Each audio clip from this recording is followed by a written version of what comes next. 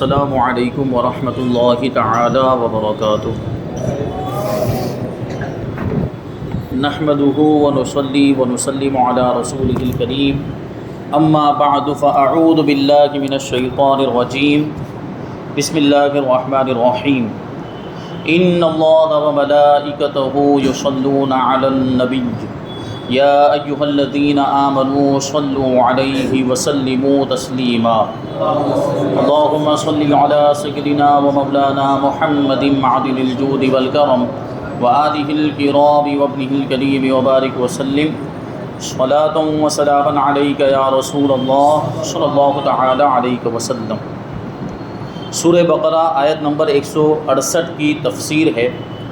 اللہ تبارک و تعالی ارشاد فرماتا ہے، یا ایھا الناس کلوا مما فی الارض حلالا طیبا ولا تتبعوا خطوات الشیطان انہ لکم عدو مبین۔ اے لوگو، جو کچھ زمین میں حلال پاکیزہ ہے اس میں سے کھاؤ اور شیطان کے راستوں پر نہ چلو، بے شک وہ تمہارا کھلا دشمن ہے۔ یہاں فرمایا گیا کہ جو کچھ زمین میں حلال اور پاکیزہ چیزیں ہیں ان میں سے کھاؤ۔ اس سے پتہ چلتا ہے کہ اللہ تبارک و تعالیٰ نے زمین میں جو بھی چیزیں پیدا فرمائی ہیں، اب وہ چاہے زمین سے اگتی ہوں یا زمین کے اوپر رہنے والی چیزیں جانور وغیرہ، وہ حلال ہیں، وہ پاکیزہ ہیں، مگر وہ چیزیں جن کے تعلق سے اللہ تبارک و تعالیٰ نے خود فرما دیا یا حدیث شریف میں آ گیا، حضور پاک صلی اللہ علیہ وسلم نے فرما دیا کہ یہ چیزیں حرام ہیں، تو وہ نہیں کھائی جا سکتی اور اس کا کھانا جائز نہیں ہوگا۔ جن کے تعلق سے حرمت کا حکم آ گیا، ناجائز ہونے کا حکم آ گیا، وہ چیزیں نہیں کھا سکتے، اور جن کے تعلق سے حدیث میں، قرآن میں، شریعت میں کوئی حکم نہیں ہے، اس چیز کو حلال مانا جائے گا۔ تو یہ فرمایا گیا کہ زمین میں جو کچھ حلال اور پاکیزہ ہے اس میں سے کھاؤ۔ مشرکین نے اپنی طرف سے بہت سے جانوروں کو حرام قرار دے دیا ہوا تھا، یعنی بہت سے حلال جانوروں کو بھی انہوں نے اپنے لیے حرام کر لیا تھا۔ اس کے بارے میں یہ آیت کریمہ نازل ہوئی کہ زمین میں پیدا شدہ چیزیں اللہ تعالیٰ نے حلال کی ہیں اور لوگوں کے نفع کے لیے انہیں پیدا کیا ہے، لہٰذا صرف ان چیزوں سے بچو جنہیں اللہ تعالیٰ نے خود منع فرما دیا، اور جن چیزوں سے اللہ تعالیٰ نے منع نہیں فرمایا وہ سب حلال ہیں۔ تو یہ ایک قاعدہ کلیہ ہم کو پتہ چل گیا کہ شریعت میں جس چیز کے بارے میں آ گیا کہ یہ چیز ناجائز ہے، اس کا کھانا حلال نہیں، اس سے ہم بچیں گے، اور ان کے علاوہ جو دوسری چیزیں ہیں وہ حلال ہیں، ان کا کھانا جائز ہے۔ اب بسا اوقات ایسا ہوتا ہے کہ کچھ لوگ طبیعت میں اس چیز سے جو ہے کہ یوں سمجھے کہ گھن ہوتی ہے کسی چیز سے، کسی مخصوص چیز سے، تو وہ نہیں کھاتا۔ یہ کسی چیز کو نہ کھانا یہ ایک الگ چیز ہے، لیکن کسی چیز کو اپنے لیے ناجائز سمجھ لینا، یعنی حلال ہونے کے باوجود کسی چیز کو اپنے پر حرام کر لینا، یہ بہت بڑی غلط بات ہو جاتی ہے۔ ایک طبیعت نہیں چاہتی، چلو نہیں کھا رہے، کچھ چیزیں کسی کو پسند ہوتی، کسی کو نہیں پسند، تو کچھ چیزیں نہیں پسند ہے، نہیں کھا رہا ہے، تو یہ ایک الگ چیز ہے، لیکن کسی چیز کو ناجائز کر لینا، اپنے لیے حرام کر لینا، اس کی اجازت نہیں شریعت کے اندر۔ بلکہ اگر کوئی چیز قطعی طور پر حلال ہے، اس کی حلت قرآن و حدیث کے اندر بیان کر دی گئی ہے، اور ایسی چیز کو آدمی اپنے اوپر حرام کر رہا ہے تو وہ قرآن اور حدیث کا منکر ہے، اور جو قرآن اور حدیث کا منکر ہے وہ کافر ہو جاتا ہے، وہ دائرہ اسلام سے باہر ہو جاتا ہے۔ بسا اوقات ہم دیکھتے ہیں کہ ہم نے سنا کہ بعض بزرگوں کے عرس کے موقع پر یہ گوشت نہیں کھایا جاتا۔ کچھ ایسے لوگوں کے تعلق سے ہم نے سنا کہ فلاں بزرگ کا عرس آتا ہے تو وہ گوشت نہیں کھاتے، اور گوشت کو بالکل اس دن، عرس کے دن ناجائز سمجھ لیتے ہیں، اور ایسا سمجھ لیتے ہیں کہ آج کے دن اگر ہم نے گوشت کھایا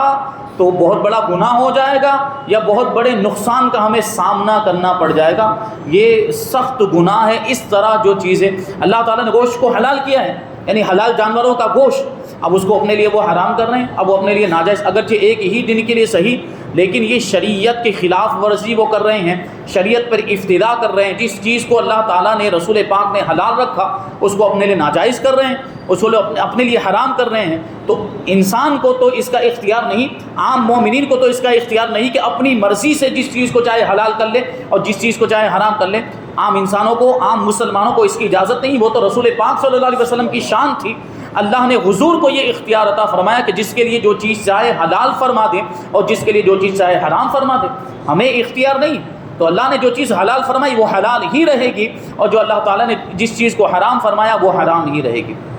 اس سے معلوم ہوا کہ اللہ تعالیٰ کی حلال کی ہوئی چیزوں کو حرام قرار دینا اس کی رزاقیت سے بغاوت ہے۔ مسلم شریف کی حدیث ہے کہ اللہ تعالیٰ فرماتا ہے جو مال میں اپنے بندوں کو عطا فرماتا ہوں وہ ان کے لیے حلال ہے۔ اور اسی حدیث میں ہے کہ میں نے اپنے بندوں کو باطل سے بے تعلق پیدا کیا، پھر ان کے پاس شیاطین آئے اور انہوں نے لوگوں کو دین سے بہکایا، اور جو میں نے ان کے لیے حلال کیا تھا اس کو حرام ٹھہرا لیا۔ یعنی انسان جب پیدا ہوتا ہے تو وہ فطرت اسلام پر پیدا ہوتا ہے، یعنی طبیعت سلیمہ لے کر پیدا ہوتا ہے۔ اس وقت اس کے دل میں کوئی کفری عقیدہ نہیں ہوتا، کوئی باطل خیال نہیں ہوتا، اور کچھ اس طرح کی حق کے خلاف بات نہیں ہوتی جب بچہ پیدا ہوتا ہے۔ یہ تو اس کے ماں باپ اس کو جو ہے کہ گمراہ کر دیتے ہیں، جو حدیث شریف میں ہے اس کے ماں باپ یا تو اس کو یہودی بنا دیتے ہیں، یا اس کو نصرانی بنا دیتے ہیں، یا اس کو مجوسی بناتے ہیں، کیونکہ پھر وہ ظاہر سی بات ہے وہ اسی گھر میں رہتا ہے جس گھر میں اس کے ماں باپ، تو وہ اپنے ماں باپ کو دیکھتا ہے، جو کچھ وہ عمل کرتے جو کچھ وہ کہتے ہیں تو وہی وہ سیکھنے لگ جاتا ہے۔ پھر وہ بھی بڑا ہو کر یہودی بن جاتا ہے، یا نصرانی بن جاتا ہے، یا جو ہے کہ مجوسی بن جاتا ہے، یا کسی اور مذہب کا پیروکار۔ اس کے ماں باپ اگر کسی اور مذہب سے تعلق رکھنے والے تو پھر بچہ بھی بعد میں وہ بن جاتا ہے۔ لیکن جب وہ پیدا ہوتا ہے تو پیدا ہوتے کے ساتھ ہم اس کو یہودی نہیں کہہ سکتے، جیسے ہی پیدا ہوا ہم اس کو نصرانی نہیں کہہ سکتے، یا مجوسی یا ہندو نہیں کہہ سکتے۔ تو وہ تو جو بچہ، ہر بچہ ابن آدم کا یہ فطرت اسلام پر ہی پیدا ہوتا ہے، اس کے اندر یہ صلاحیت رکھی گئی ہوتی حق کو قبول کرنے کی، لیکن اس کو حق کو سننے کا، حق کو جاننے کا، سمجھنے کا موقع ہی نہیں ملتا کہ وہ اس کو قبول کرے، کیونکہ وہ ماحول ہی ایسا پاتا ہے، کفر والا ماحول، یہودیوں والا ماحول یا نصرانیوں والا ماحول، تو پھر وہ بھی ویسا ہی ہو جاتا ہے۔ بہرحال تو شیطان جو ہے کہ اس کو گھیرے میں لے لیتا ہے، اور پھر شیطان نے لوگوں کو دین سے لوگوں کو بہکا دیتا ہے، اور ایسی چیزوں کی طرف ان کو جو ہے کہ ابھارتا ہے کہ پھر وہ اللہ تبارک و تعالیٰ کی حلال کی ہوئی چیزوں کو بھی حرام ٹھہرانے لگ جاتے ہیں۔ حلال و طیب سے مراد وہ چیز ہے جو بذات خود بھی حلال ہو، جیسے بکرے کا گوشت، سبزی، دال وغیرہ، اور ہمیں حاصل بھی جائز ذریعے سے ہو، یعنی چوری، رشوت، ڈکیتی وغیرہ کے ذریعے سے نہ ہو، یعنی وہ فی نفسی حلال ہے، جیسے بکرے کا گوشت حلال ہے یا بکرا بھی حلال ہے، لیکن اگر اس کو ہم ناجائز طریقے سے حاصل کریں، حرام طریقے سے حاصل کریں تو پھر اس کا استعمال جائز نہیں ہوتا۔ اگرچہ فی نفسی بکرے کا گوشت حلال ہے، لیکن ہم نے اس کو حاصل کیا حرام طریقے سے، تو اب اس کے کھانے کی اجازت نہیں ہوگی۔ تو دونوں چیزیں ہونی چاہیے، یعنی وہ چیز فی نفس ہی حلال بھی ہونی چاہیے اور حلال ذریعے سے حاصل بھی ہونی چاہیے۔ احادیث مبارکہ میں رزق حلال کی بہت فضیلت اور رزق حرام کی بہت مذمت یعنی برائی بیان کی گئی۔ ان میں سے 3 حدیثیں یہاں پر بیان کی جاتی ہیں۔ پہلی حدیث، حضرت سعد ابن ابی وقاص رضی اللہ تعالیٰ عنہ نے عرض کیا، یا رسول اللہ صلی اللہ تعالیٰ علیہ وسلم، دعا فرمائیے کہ اللہ تعالیٰ مجھے مستجاب الدعوات بنا دے، یعنی میری ہر دعا قبول ہو۔ مستجاب الدعوات کا مطلب یہ ہوتا ہے کہ جو دعا کرے وہ دعا قبول ہو جائے۔ حضرت سعد ابن ابی وقاص نے حضور کی بارگاہ میں عرض کیا کہ یا رسول اللہ میرے لیے دعا فرمائیں کہ اللہ تبارک و تعالیٰ مجھے مستجاب الدعوات فرما دے۔ حضور پاک صلی اللہ علیہ وسلم نے ان کے لیے یہ دعا نہیں کی،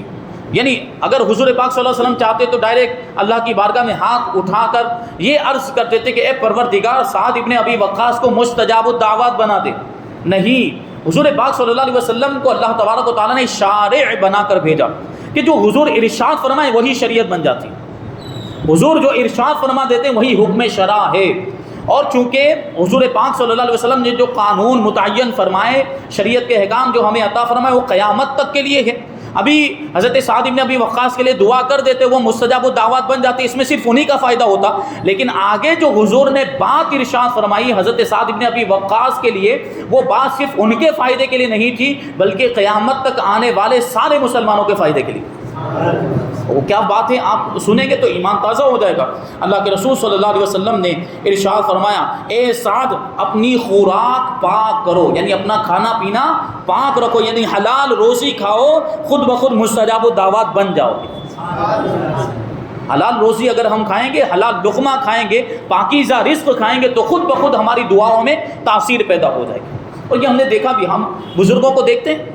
جو اللہ کے نیک بندے، متقی، پرہیزگار، مشائخ اعظام، پیران طریقت کو ہم نے دیکھا، ان کے پاس لوگ دعا کرانے کے لیے کیوں جاتے تھے؟ کیونکہ ہمارا عقیدہ کہ یہ اللہ کے نیک بندے، متقی، پرہیزگار ہیں، حلال رزق کھاتے ہوں گے، کبھی حرام لقمہ بھی ان کے پیٹ میں نہیں جاتا ہوگا، تو یہ جو دعا کریں گے وہ دعا قبول ہوگی۔ اسی لیے تو ہم بزرگوں کے پاس دعا کرنے کے لیے، کروانے کے لیے جاتے ہیں، علماء کے پاس جاتے ہیں، پیران اعظام کے پاس جاتے ہیں، مشائخ طریقت کے پاس جاتے ہیں، یہی تو سوچ کر جاتے ہیں۔ اور یہی چیز اگر ہم خود اپنا لیں یعنی اس کے ہم پابند بن جائیں کہ جو کھائیں گے وہ حلال کھائیں گے اور حرام سے بچتے رہیں گے، حلال کمائیں گے بھی نہیں، رشوت ہے، سود ہے، بیاج ہے، ان ساری چیزوں سے دور رہیں گے، اور اللہ تبارک و تعالیٰ نے جن چیزوں سے منع کیا ہم اس سے بچتے رہیں گے، اور جن چیزوں کا حکم دیا ہم وہ کرتے رہیں گے، تو پھر ہماری دعاؤں میں تاثیر کیوں نہیں ہوگی؟ تو یہ چیز ہے۔ آگے حضور فرماتے ہیں اس ذات پاک کی قسم جس کے دست قدرت میں محمد مصطفیٰ صلی اللہ علیہ وسلم کی جان ہے، آدمی اپنے پیٹ میں حرام لقمہ ڈالتا ہے تو 40 دن تک اس کا کوئی عمل قبول نہیں کیا جاتا، اور جس بندے کا گوشت سود اور حرام خوری سے اگا، یعنی حرام لقمہ کھایا یا سود کے ذریعے سے کوئی حرام مال حاصل کیا اور وہ اس نے اپنے پیٹ کے اندر ڈالا اور اس کے ذریعے سے گوشت بن گیا، تو جو گوشت بنا حرام لقمے سے، گوشت سود کے لقمے سے یا حرام خوری سے جو گوشت بنا، اس کے لیے آگ ہی زیادہ بہتر ہے، یعنی پھر وہ گوشت کا لوتھڑا جو حرام سے بنا ہوا ہے وہ جہنم میں جلے گا۔ دوسری حدیث حضرت ابو سعید خدری رضی اللہ تعالیٰ عنہ سے روایت ہے، رسول پاک صلی اللہ علیہ وسلم نے ارشاد فرمایا، جس شخص نے حلال مال کمایا پھر اسے خود کھایا یا اس کمائی سے لباس پہنا یا اپنے علاوہ اللہ تعالیٰ کی دیگر مخلوق جیسے اپنے اہل و عیال، بال بچوں اور دیگر لوگوں کو کھلایا اور پہنایا، تو اس کا یہ عمل اس کے لیے برکت اور پاکیزگی ہے۔ حلال روزی حاصل کرنا ویسے ہی بڑی فضیلت کی بات ہے، اس کے بڑے فائدے ہیں، لیکن حلال روزی خود بھی کھائے، بچوں کو بھی کھلائے، بیوی کو بھی کھلائے اور دوسری مخلوقات کو بھی دے تو اللہ تبارک و تعالیٰ اس میں مزید برکت عطا فرماتا۔ نمبر 3، حضرت عبداللہ ابن عمر رضی اللہ تعالیٰ عنہما سے روایت ہے، حضور اقدس صلی اللہ علیہ وسلم نے ارشاد فرمایا، دنیا میٹھی اور سرسبز ہے، جس نے اس میں حلال طریقے سے مال کمایا اور اسے وہاں خرچ کیا جہاں خرچ کرنے کا حق تھا، یعنی جائز کاموں میں یا ضروری واجبات، زکوٰۃ ہے، صدقات واجبات، غریبوں کی مدد کرنا وغیرہ، صدقات واجبہ یا صدقات نافلہ ہو، یعنی اللہ کی راہ میں خرچ کیا تو اللہ تعالیٰ اسے آخرت میں ثواب عطا فرمائے گا اور اسے اپنی جنت میں داخل فرمائے گا۔ لیکن جس نے دنیا میں حرام طریقے سے مال کمایا اور اسے ناحق جگہ پر خرچ کیا، ایک تو حرام کمایا اوپر سے خرچ کیا تو ناجائز کاموں میں خرچ کیا، حرام اور ناحق جگہ پر اس نے خرچ کیا، تو اللہ تعالیٰ اسے ذلت و حقارت کے گھر یعنی جہنم میں داخل کر دے گا، اور اللہ تعالیٰ اور اس کے رسول صلی اللہ علیہ وسلم کے مال میں خیانت کرنے والے کئی لوگوں کے لیے قیامت کے دن جہنم ہوگی۔ اللہ تعالیٰ ارشاد فرماتا ہے، کلما خبت زدناہم سعیرا، اور جب کبھی وہ بجھنے لگے گی تو ہم اسے اور بھڑکا دیں گے، یعنی جہنم کی آگ کے بارے میں ارشاد فرمایا جا رہا ہے کہ جہنم کی آگ میں اگر تھوڑی کمی آنے لگے گی، اس کی شدت، اس کے جوش میں، اس کی گرمی میں اگر تھوڑی کمی ہوگی تو اللہ تبارک و تعالیٰ اور زیادہ اس کو بھڑکائے گا، یعنی یہ جو عذاب جہنمیوں کا ہے یہ ہلکا نہیں ہوگا بلکہ اس میں اضافہ ہوتا ہی رہے گا۔ ان احادیث کو سامنے رکھتے ہوئے ہر مسلمان کو چاہیے کہ وہ حلال روزی کمائے اور حلال روزی سے ہی کھائے اور پہنے، اسی طرح دوسروں کو بھی جو مال دے وہ حلال مال میں سے ہی دے۔ ہمارے بزرگان دین رزق کے حلال ہونے میں کس قدر احتیاط کرتے تھے اس کی ایک جھلک ملاحظہ فرمائیں۔ ایک مرتبہ امیر المؤمنین حضرت ابو بکر صدیق رضی اللہ تعالیٰ عنہ کا غلام آپ کی خدمت میں دودھ لے کر آئے۔ حضرت ابو بکر صدیق رضی اللہ تعالیٰ عنہ نے وہ پیالہ لے کر دودھ کا پیالہ دودھ پی لیا۔ غلام نے عرض کیا کہ میں پہلے جب بھی کوئی چیز آپ کی بارگاہ میں پیش کرتا تو آپ اس کے بارے میں پوچھتے تھے کہ کہاں سے آیا اور کس نے دیا، حلال طریقے سے لائے کہ نہیں، کہیں حرام تو نہیں ہے۔ اس سے پہلے حضرت ابوبکر صدیق رضی اللہ تعالیٰ عنہ پوچھا کرتے تھے، لیکن اس دن نہیں پوچھا، ہو سکتا ہے کسی کام میں مصروف ہوں گے، پوچھنے کا موقع نہیں ملا اور یا اس طرف ذہن نہیں گیا، تو حضرت ابوبکر صدیق رضی اللہ تعالیٰ عنہ پوچھے بغیر وہ دودھ آپ نے پی لیا۔ تو وہ غلام کہتا ہے کہ اس سے پہلے تو آپ پوچھا کرتے تھے لیکن اس دودھ کے بارے میں آپ نے کچھ نہیں پوچھا، کچھ دریافت نہیں کیا۔ یہ سن کر حضرت ابوبکر صدیق رضی اللہ تعالیٰ نے پوچھا کہ یہ دودھ کیسا ہے؟ تو غلام نے جواب دیا کہ میں نے زمانے جاہلیت میں ایک بیمار پر منتر پھونکا تھا جس کے معاوضے میں آج اس نے یہ دودھ مجھے دیا ہے۔ منتر، جھاڑ پھونک، یعنی غلط جو جنتر منتر ہوتے ہیں اس کے ذریعے سے جھاڑ پھونک کرنا۔ قرآن کی آیتوں سے اگر دم کیا جائے یا کوئی صحیح چیز اللہ کے اسماء وغیرہ پڑھ کر اگر دم کیا جائے تو وہ تو بلا شبہ جائز ہے، لیکن یہاں بات چلی زمانہ جاہلیت میں جو جنتر منتر چلتا تھا وہ پڑھ کر، یا آپ کے غلام کہہ رہے ہیں حضرت ابوبکر صدیق رضی اللہ تعالیٰ عنہ کے کہ میں نے وہ منتر پڑھا تھا اور اس کا بدلہ یا اس کا معاوضہ مجھے ابھی ملا ہے اور یہ دودھ مجھے اس کے معاوضے کی شکل میں دیا گیا۔ اب سننا تھا اتنا کہ حضرت ابوبکر صدیق رضی اللہ تعالیٰ عنہ نے اپنے حلق میں انگلی ڈالی اور وہ سارا دودھ اگل دیا، قے کر دی، الٹی کر دی، اور اس کے بعد نہایت عاجز، اب دیکھیں الٹی تو کر دی، وہ سارا دودھ نکل بھی گیا، لیکن پھر بھی دیکھیے خوف کا کیسا عالم تھا۔ یہ بزرگان دین، یہ صحابہ کرام کی زندگی سے ہمیں سبق حاصل کرنا چاہیے کہ وہ دودھ جو چلا گیا تو حضرت ابوبکر صدیق اور عرض کرتے ہیں اللہ کی بارگاہ میں عاجزی کرتے ہوئے، اے پروردگار جس پر میں قادر تھا وہ میں نے کر دیا، یعنی جو دودھ میں اپنے پیٹ سے نکال سکتا تھا اتنا تو میں نے نکال دیا، اب اس دودھ کا تھوڑا بہت حصہ جو میری رگوں میں رہ گیا ہے وہ تو معاف فرما دے، کیونکہ اس کو نکالنا میرے بس کی بات نہیں رہ گئی۔ یہ اتنا احتیاط فرماتے تھے بزرگان دین کہ کوئی حرام لقمہ پیٹ کے اندر نہ چلا جائے، کیونکہ ان کو معلوم تھا کہ حرام لقمہ پیٹ میں چلا جائے تو اس کا کیا وبال ہے اور اس کی کیا نحوست ہوا کرتی ہے۔ اب اس سے پہلی والی آیت میں جو فرمایا گیا کہ شیطان کے راستوں پر نہ چلو، شیطان کے قدموں پر نہ چلو، اس کی پیروی مت کرو، سیدھا مطلب یہ ہوا۔ تو اس کے تعلق سے آگے مزید آیت نمبر 169 میں اللہ تبارک و تعالیٰ ارشاد فرماتا کہ انما یأمرکم بالسوء والفحشاء وان تقولوا علی اللہ ما لا تعلمون، وہ تمہیں یعنی شیطان تمہیں صرف برائی اور بے حیائی کا حکم دے گا، اور یہ حکم دے گا کہ تم اللہ کے بارے میں وہ کچھ کہو جو خود تمہیں نہیں معلوم۔ اب یہاں پہ جو فرمایا گیا کہ تمہیں صرف برائی اور بے حیائی کا حکم دیتا ہے شیطان، تو دو لفظ آئے ہیں، ایک سوء ہے بالسوء والفحشاء، یہ دو لفظ آئے، تو اس کے بارے میں فرماتے ہیں کہ یہ دونوں آپس میں مترادف یعنی ہم معنی ہیں، ان کو ہم معنی کرا دیا، یعنی دونوں کا ایک ہی مطلب ہوتا ہے، برائی اور بے حیائی۔ اور یہ بھی کہا گیا ہے کہ سوء سے مراد مطلقاً گناہ ہے، اور فحشاء سے مراد گناہ کبیرہ یعنی بڑے بڑے گناہ، یعنی شیطان چھوٹے گناہ بھی کراتا ہے بڑے گناہ بھی کراتا ہے، بلکہ بسا اوقات ایسا ہوتا ہے کہ پہلے چھوٹے گناہوں پر ابھارتا ہے اور ہمارے ذہن میں یہ خیال ڈالے گا، تصور ڈالے گا چھوٹا سا تو گناہ لاؤ کر لیتے ہیں، اور پھر وہ چھوٹا گناہ کرتے کرتے آدمی بڑے گناہ تک پہنچ جاتا ہے، گناہ کبیرہ میں مرتکب ہو جاتا ہے۔ یہ شیطان کے بہکاوے وہ اس طریقے سے اپنے جال کو پھیلاتا ہے اور لوگوں کو اس میں وہ پھانستا ہے۔ شیطان کا کام ہی یہ ہے کہ وہ لوگوں کو برائی کی طرف بلائے، کفر و شرک کی طرف، اللہ تعالیٰ کے بارے میں غلط عقائد منسوب کرنے کی طرف، یا اس کے حلال کردہ کو حرام کہنے اور اس کے حرام کردہ کو حلال کہنے کی طرف، برے کاموں کی طرف، مثلا جھوٹ، غیبت، چغلی، وعدہ خلافی، بہتان یعنی کسی پر تہمت لگانا، لڑائی فساد، حسد، جلن، بغض، کینہ، تکبر، انانیت یعنی ایگو، بیجا جو ایگو کے معاملات ہوتے ہیں وہ، نفرت و عداوت اور دشمنی، جنگ و جدال، لڑائی جھگڑا، تذلیل و تحقیر یعنی کسی کو ذلیل کرنا، استہزاء کسی کا مذاق اڑانا، الزام تراشی کسی پر غلط الزام لگانا، یہ ساری چیزوں کی طرف وہ بلاتا ہے۔ یوں ہی بے حیائی کے کام، مثلا گانے باجے، فلمیں، ڈرامے، ناچ، مجرے، بد نگاہی، فحش گفتگو، غلط کلام کرنا، گندی باتیں کرنا، ناجائز تعلقات، بری نیت سے غیر محرم کو دیکھنا، چھونا، بدکاری کرنا وغیرہ، یہ ان سارے گناہوں کی طرف بلانا یہ شیطان کا کام ہے۔ افسوس کی بات ہے کہ آج کل ان برائیوں میں سے بہت سی چیزوں کی طرف بلانے میں گھر والوں اور دوست و احباب، گھر، بازار، معاشرہ، افسر وغیرہ کا تعاون یا ترغیب ہوتی ہے، یعنی اب لوگ ہی ان سارے گناہوں پر ابھارتے ہیں، بلکہ اب تو جو دوستوں کا سرکل ہوتا ہے اس میں غور کرنے کی ضرورت ہے کہ دوست انہوں نے جو ہے کہ ایک سرکل بنا لیا، ان کا ایک حلقہ بن گیا، تو اب وہ مل جل کر گناہوں کے کام کرتے ہیں،